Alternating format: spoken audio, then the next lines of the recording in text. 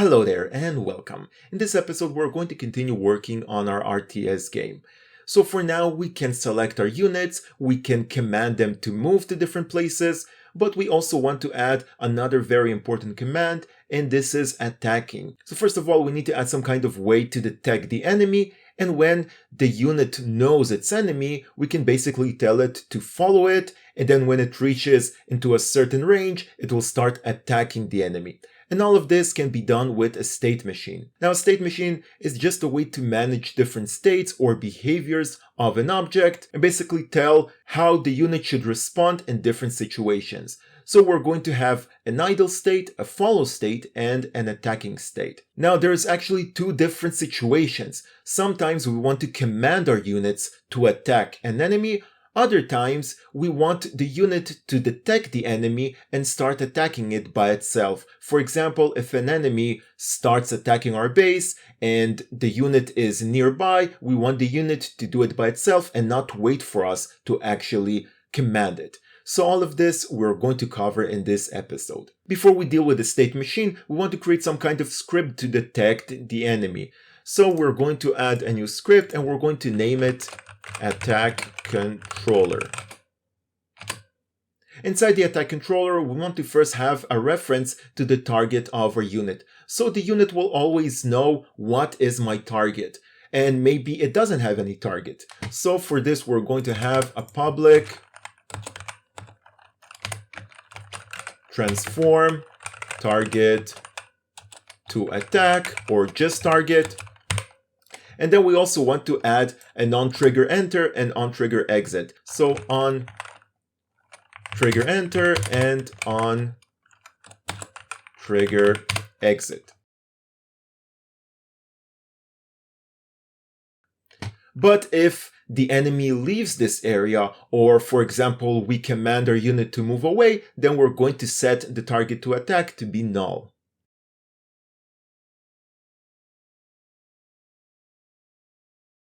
Now we're going to take the attack controller script and drag it on our unit, and now we can see it over here, but we also want to apply it on the entire prefab, so we're going to apply the changes over here, and now it's going to be applied to all the other units. Of course, this will only sit on offensive units, so if we have some kind of resource gatherer, it will not have this script on it. Now we want to start working on the state machine, and we're going to do this inside the animator. So it will also be easier when we actually have a model and we need to set different animations. So we're going to add an animator component on our unit, animator, and we want to create a controller. So let's be organized. Let's create a folder, animation, and inside we're going to right click, animator controller, and we're going to name it unit controller. Then we're going to simply drag it into this slot over here. Now we're going to still select our unit and open the animator tab. And as you can see, there are no states over here. So we're going to right click, create state empty, and this will be the new state. And we're going to do this 2 more times. And this is going to be the default state, so this will be the idle state. We're going to rename it to idle state. We're going to have a follow state and attack state. Now we also need some booleans to be used as conditions to move from one state to the other. So we're going to have 3 bools. The first one will be is idle, is follow, and is attacking. Also, just to note, maybe in the future we're going to have a patrolling state, but it's something we can add later. For now, we want to focus on these basic states. So we want to start with our idle state. So we're going to click on the idle state node and we're going to add a behavior. So this will create a special script that deals with states. And this is not a script like we have over here, it's not the regular scripts. This is a script that works with the different states. So we need to do this from here. We're going to add the behavior, and I already had this from the testing. So we're going to name it the same way, unit idle state. Let's do this together. Unit idle state, because we may have different units with different animators. For now, we're just going to give it this generic name. Later, we're going to have different units with maybe different animators. So don't just call it idle state, call it something idle state. And then we're going to press enter and create this script.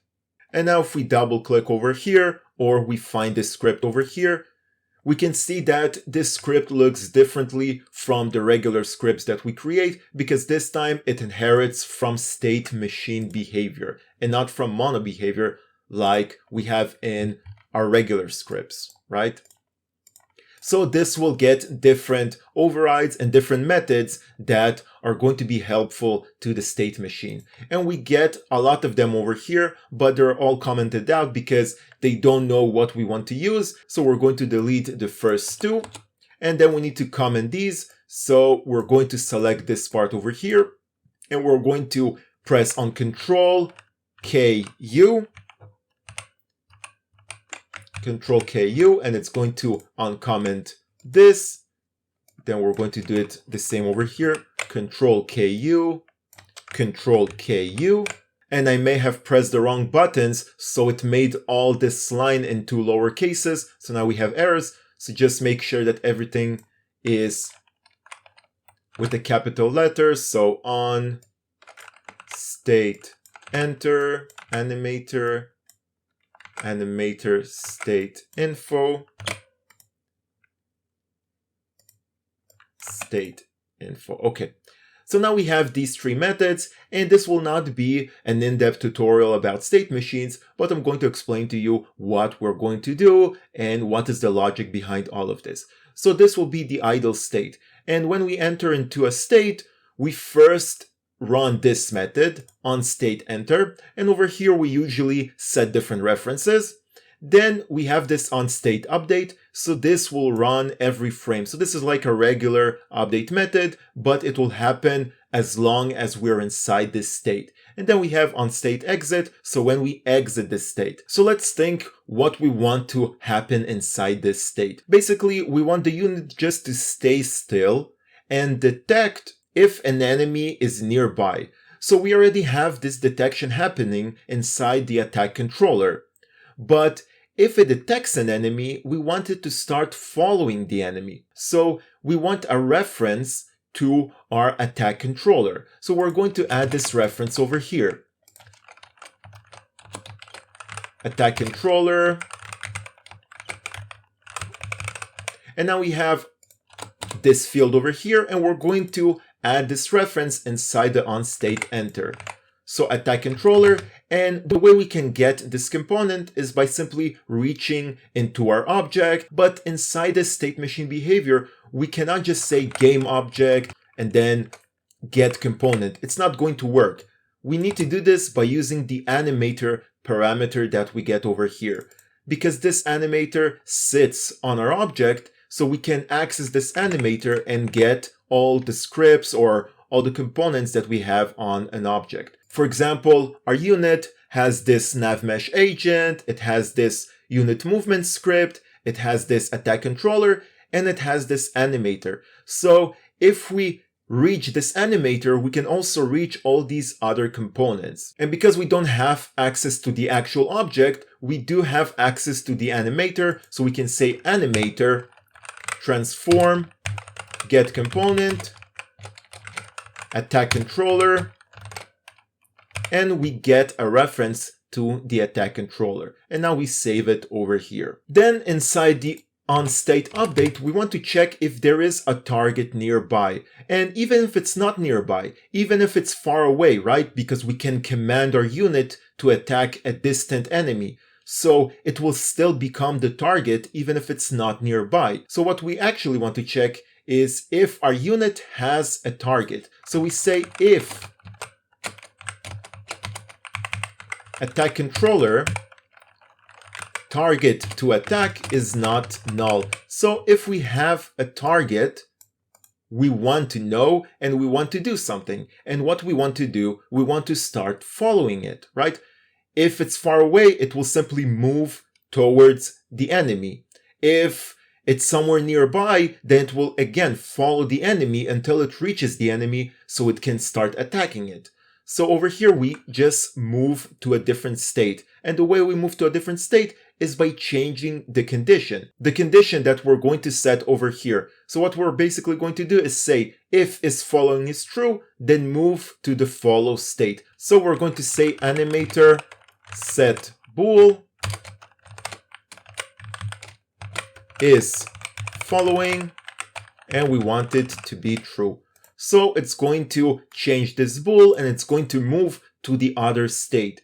And when it's going to move to the other state, it will basically exit this entire idle state and move to the following state that we still did not create. So over here we can say,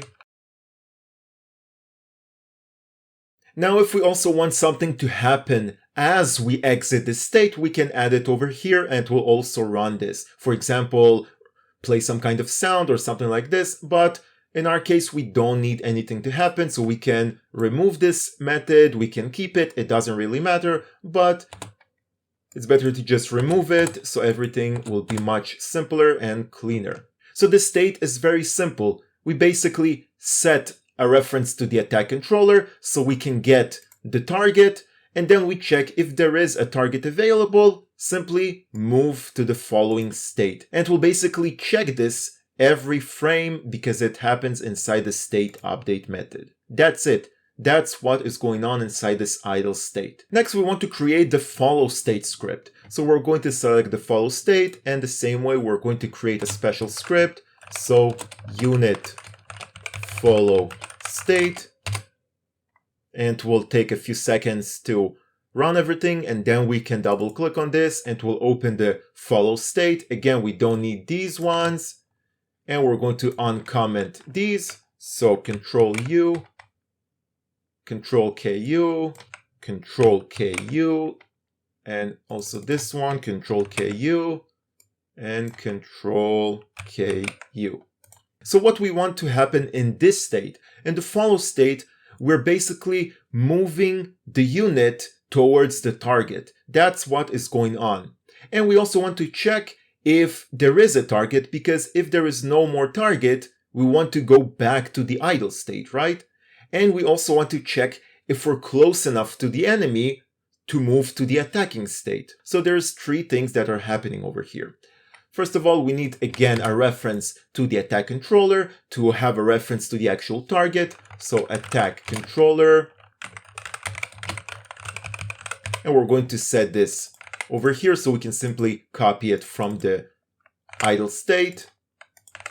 But in this case, we also want to have a reference to the navmesh agent because we want to move our unit. Because if it follows the enemy, it means that it's moving. So we're going to have a reference to the navmesh agent over here. Navmesh, it's not going to find it because we need to add a namespace, so we can simply use Unity AI and then it's going to find it. We can name it agent or unit agent, it doesn't matter. And we also want to have some kind of float to decide what is the distance before the unit will start attacking the enemy. So this will be some kind of public float attacking distance. And we're going to set it to be something like 1 for now. Of course, we need to fine tune it. Different units will have different distances, so it really depends on the unit and the way it attacks an enemy. Now we also want a reference to the agent, so over here we do the same thing. We can just copy all of this, but instead of attack controller, we're going to get navmesh agent, and we also don't need the onExit in this case, so let's remove it. And the thing that we want to do over here inside the update is the thing that I told you. We want to first check if there is a target, and if there is no target, we want to move back to the idle state. We want to move our unit towards the target, and we also want to check if we should move to the attacking state. So, should unit transition to idle state. Should unit transition to attack state, and moving unit towards enemy. So first of all, to check if we want to move to the idle state, we check if there is a target. So again, if attack controller target to attack is not null, or if it's actually null, then we do the same thing, animator set bool, but this time we say is following is false. And now that it's false, it's going to go back to the idle state, and you're going to see it when we set the conditions. Then we want to move our unit, so over here we simply take the agent, set destination, and the destination is the enemy. So attack controller, target to attack, position, right? Because this is the position of the target. And we also want our unit to look at our enemy. Later, when we're going to add animations, we may need to adjust this, but for now, let's add this. Animator, transform, look at, and again, attack controller, target to attack. And lastly, we want to check if we're close enough to the enemy, then we want to attack it. So we first calculate the distance, and then we check if the distance is smaller than the attacking distance.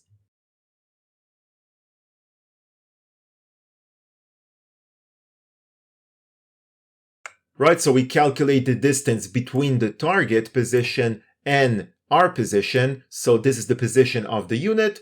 And now that we have the distance, we check if the distance is smaller than the attacking distance. And if it is, we simply move to the attacking state. So move to attacking state. And we actually do need the on exit. So on state exit, we want to stop the agent when it reaches the target. So we're going to do the same thing, and we're going to set the destination to be the position of the unit. So as soon as we exit the following state, we want the agent to check what is the position of the unit, and then just to stay in this position, right? Because we don't want the unit to keep following the enemy when it attacks it. Now that we have both of these states, the follow state and the idle state, we want to add these conditions. So we're going to open our animator, and we're going to add these transitions. So we're going to right click, make transition to the follow state, and make transition to the idle state. And then from the follow state, we want to move to the attack state, and from the attack state to the follow state. And we're going to add these conditions. So if we have is following true, it's going to move to the follow state. If we have is following false, we're going to move back to the idle state. If we have is attacking true, it's going to move to the attack state. And if we have is attacking false, it's going to move to the follow state. Now you may wonder, what will happen if we attack the enemy and then the enemy is killed? Shouldn't we just move back to the idle state? Well, it will simply very quickly move to the follow state and then go back to the idle state, and we won't even notice this. Now, in order to test this out, if we go to our unit, we have this attack controller that detects an enemy. But there is no way to detect the enemy because we don't have any kind of collider. We have this capsule collider, but it's not trigger. So we're going to add a sphere collider. And we are going to see it over here. We're going to set it to be as trigger, so that's very important. And we're going to set the radius to be about 10. And if we enable the gizmos, we can see this area over here. So this will basically be the area that our unit is going to detect if an enemy is nearby and if it should attack it. So if an enemy comes into this area, the unit will make it its target and start following it and attacking it. Now, you may encounter a small problem with this, and the problem is that this becomes a collider. So now if we run the game and we try to select these units, they're not going to be selectable because this entire collider covers them, right? You can see it in real time. So if I run the game and I try to select these units, it will not allow me. It will simply select this unit because his entire collider covers this area. And this is not ideal because we do want units to be close together. And the reason it happens is because the raycast detects this collider instead of this inner collider. So we can simply go to the code and say, if it's not a trigger collider, then ignore it. But an easier way is to go to Edit, Project Settings, Physics, Queries Hit Triggers, and then disable this. And you can also see, if enabled, any raycast, spherecast that intersects with the collider will return a hit. So we don't want this to happen. We don't want this to return a hit if it hits its trigger collider. So we're going to disable this, okay? And now the raycast will always ignore colliders that are is trigger. It will only detect colliders that are solid colliders, as I call them. So now if I run the game, I can select them and everything will work. Now, another thing we need to add in order to test this is an actual enemy. So it's not going to be an actual enemy, it's just going to be some kind of cube that will have an enemy tag and we're going to interact with it like it's an enemy. So we're simply going to create a new cube. We're going to move it over here. We're going to change the size a bit. And we're going to add an enemy tag.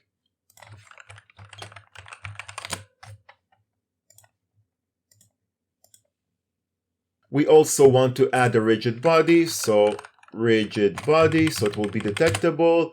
We can simply freeze the rotation so it will not move, and also make sure that it's above the ground, otherwise it will just fall. And another thing that we want to add is a simple patrolling script that will make this unit move back and forth. So let's create this patrol script, simple patrol. Now, I don't want to waste time on coding this, although it's not very long, but I'm going to provide a link to a pastebin in the description so you can just copy this entire script. You simply go over here and you paste it. So it's a very simple script that basically moves this unit forward for 5 seconds and then it moves back 5 seconds and we can control the speed. So it's just for testing. And now we're going to drag this on our cube. We're going to decrease the speed to about 2, something like that. And now there are a few more adjustments for the units. Because we did not touch the navmesh agent that much, we do want to add some kind of stopping distance. Otherwise, it will simply go and reach the middle of this unit. It will simply collide with it. We don't want the unit to collide with it. We want it to have some kind of stopping distance. So we can add a stopping distance of about 1.5. Of course, this is just temporary. We're going to fine-tune it more as we go. Another thing is we want to change the radius of this obstacle avoidance. Now, this unit is not defined as an obstacle, but later when we have buildings and when we have terrain and trees and mountains, we want to have obstacles. So because we made this unit smaller, you can see that the radius is not precise. So we're going to decrease it to be 0.5. Another thing that I don't want to forget is if we go to the animator and we have these transitions, we don't want to have an exit time because then if it goes from the idle state to the follow state, it will wait until this entire state is done. So it will wait a few seconds and only then move to the follow state. So we don't want to have this delay. So we basically just remove the has exit. And we can also change this to 0.2 and also over here. And let's do this for all the other options. And the last thing I promise before we test this is that we don't really want to set the attacking state to work right now because we don't have the attacking state script. And we do have the follow state. So it will go over here, and when it's going to detect that it's close enough, it's going to run this, and it will try to move to the attacking state, and it will just crash the game, or it will simply do nothing. So at the moment, we simply want to remove these things over here, or we can just leave them. But inside the follow state, we can simply take this part and comment this out. So Control KC. And for now, we don't want the attacking state to actually work. We just want the following state because we did not create the attacking state yet. And now let's run the game. And if I move and select the unit and it's close enough, then it's going to detect the enemy and it will just follow it until it reaches this stopping distance. And later, when it sees that it's close enough, it will also attack it. So you can see it keeps moving and following this enemy. Now, if we do something else and we run the game and I just move to the scene view and I select the cube and move it manually, let's just disable the patrol. Then if the enemy will approach the unit, it will detect it and start following it around. Now we got this error over here because we moved the enemy out of the range of this detection area, and then it didn't have any reference and it tried to access it, and that's something we're going to deal with later. So it's just something that I still did not cover. And if we double click on this, we can see that it tried to look for the position of the target, but we already moved the target, so it was not present, right? So the target was null, and then it still checked for the target's position, right? So we're going to do a small change over here because we don't want to move our unit if there is no target. We don't want this situation to even happen. So now we have this working. If the enemy enters into the range of the unit will make it its target and start following it. But what if we want to command our unit that this is the target and it should attack it? We want to basically click on this enemy, and this will let the unit know that it's the new target. So for this, we're going to open our unit selection manager. So we go into the update method of the unit selection manager, and at the end, we're going to add another raycast, and we're going to have attack target. And because we are lazy, we're going to copy this part and paste it over here. So we want to basically click on an enemy and then set it to be the target of the selected units, right? So first we need to check if there are any selected units, and we can do this by using our units selected list and check if there are any selected units. Because if we select 10 units and we click on an enemy, they will all make it the target, right? They will all start attacking it. So we want to check if there is any selected units, and if there are, then we're simply going to run this code. Then we also want to create another layer that will be the attackable layer, because we want to detect some kind of attackable enemy or object or even building.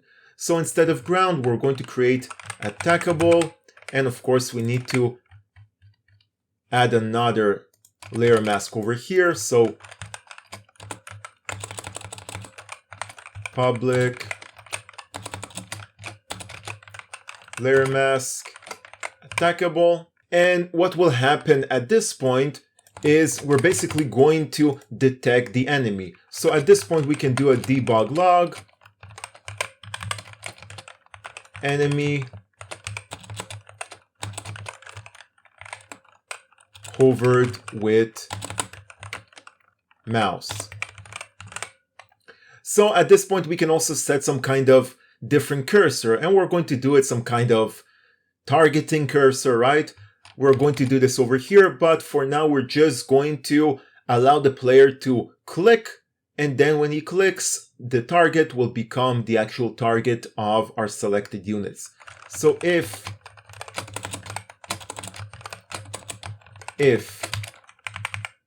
input, just copy it from here, So now if the player clicks on the right mouse button, we're going to find the target. So we're going to have a transform target, and we can get the target by reaching into the hit transform. So the hit is the actual object that we hit. And then we can simply get the transform and set it over here. And then we're going to loop over all of our selected units and set their target to be the target, right? So for each game object unit in units selected, if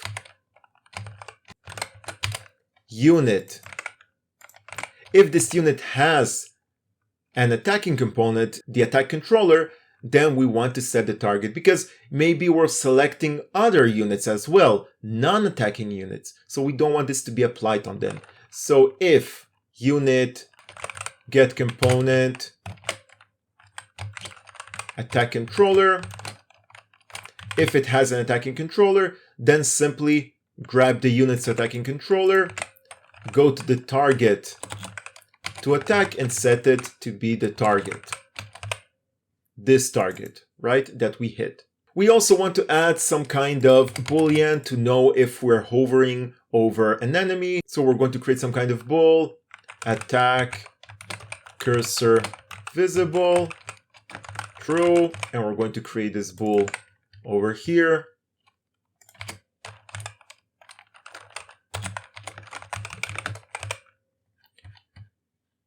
So over here it's going to be true, but if we're not hitting anything, if we're not hitting an attackable, then it's going to be false.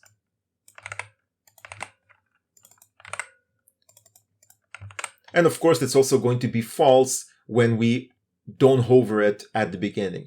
Of course, there are probably a few more adjustments that we need to do. For example, what if we select a bunch of units that are not offensive units? They're still going to be counted as selected units. So it will still run this code. So it will still show this cursor, this attacking cursor. So we may want to have something like, and at least one unit, at least one offensive unit.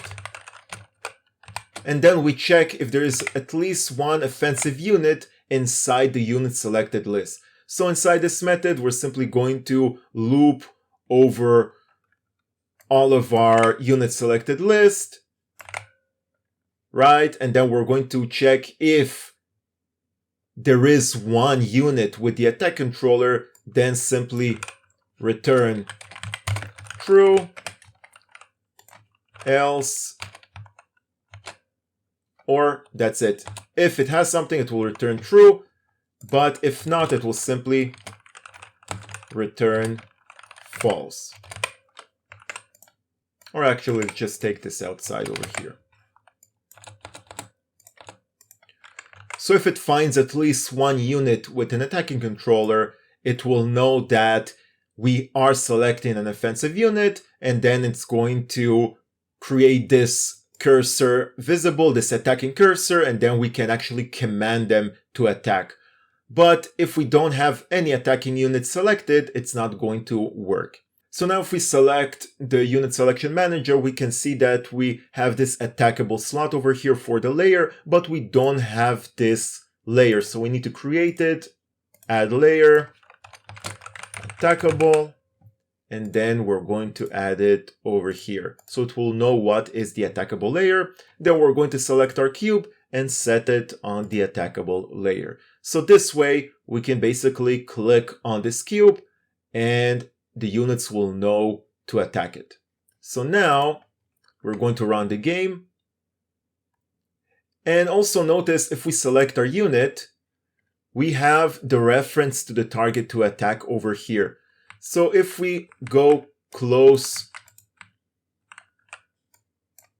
to the enemy, you're going to see that it's going to become the target to attack. So now you can see the cube is the target to attack. But we also have this new functionality now.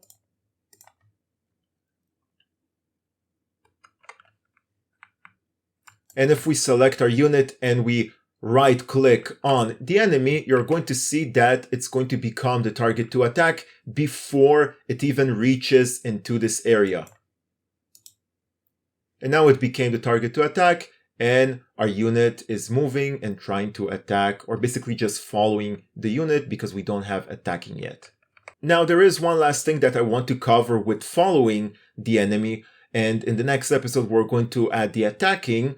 And the thing is that for now, the way it works, the unit will ignore other commands because it will always try to follow the enemy, and we can see it inside the following state.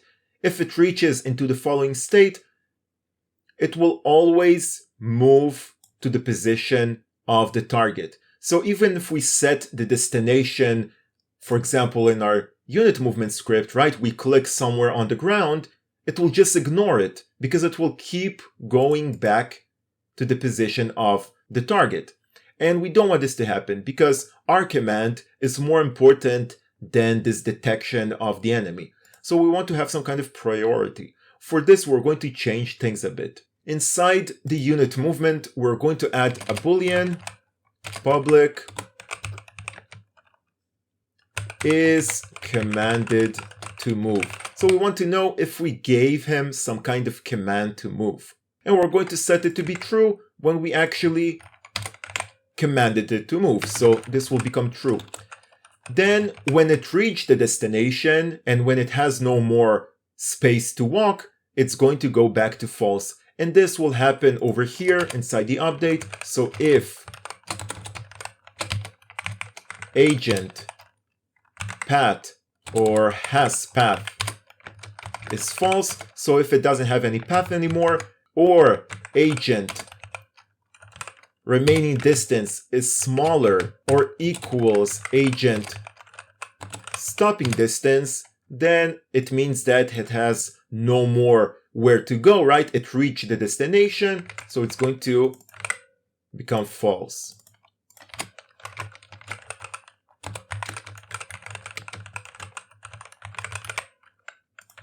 And now we can basically use this boolean over here to let the unit know if it has some kind of high priority command.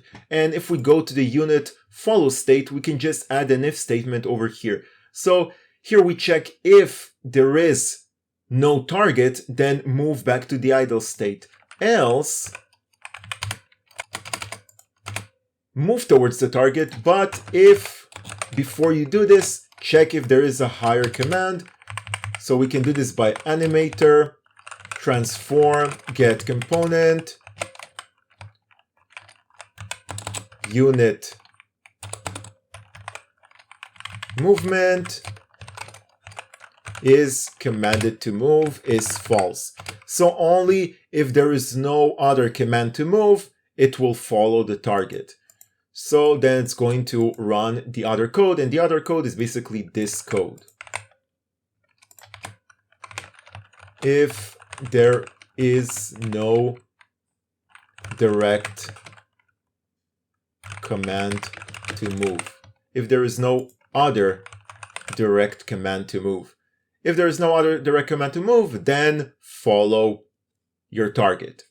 Now, another thing that may cause us problems is if we go into our follow state and we don't move directly to the attacking state, it will stop the movement of the unit, right? I told you that when we exit the state, it will just stop the unit because if we start attacking it, we want it to stop moving. But if we move from the follow state back to the idle state, or we just don't want it to be in a following state, then it's also going to run this code and it's just going to stop. So it's better to take this and just run it as we move to the attacking state, right? Again, we also need to comment this out, but this should happen only when we move to the attacking state. So again, this is not necessary. And now we can finally run this. And if we go and detect this enemy, it will start following it. But if I command it to go somewhere else, it will ignore the following and we'll just move to this location because my command is more important. So that's all for this episode. We covered the following of the enemy. In the next episode, we're going to create the attacking state. So it basically just going to start attacking when it's close enough, and it will also check if the enemy is outside of the attacking range, so we will know to go back to the following state. So thank you for watching. Please subscribe, it will help me a lot. Please leave a like and let me know what you think in the comments, and I'll see you next time.